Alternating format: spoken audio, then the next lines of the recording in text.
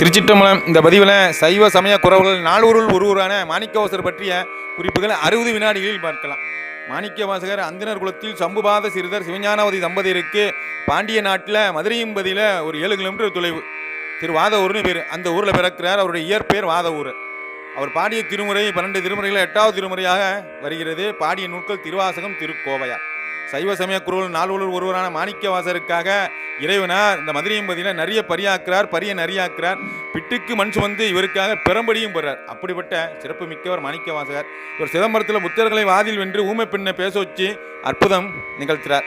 அடுத்தபடியாக இவர் அப்பருக்கு 81 அருள் ஊரருக்கு செப்பிய நாட்டில் தெய்வீகம் இப்புவியில் சுந்தரருக்கு 3000 துன் திருஞான சம்பந்தனுக்கு அந்தம் 16 என்று அறிகின்ற வெண்பாபடி திரு ஊரருக்கு செப்பிய நாளட்டில் தெய்வீகம் 4 32 வயசுல சிதம்பரத்தில் நடராஜபெருமானுடைய பொற்பாதங்களை இவர் முக்தி அடைஞ்சிடுறார்.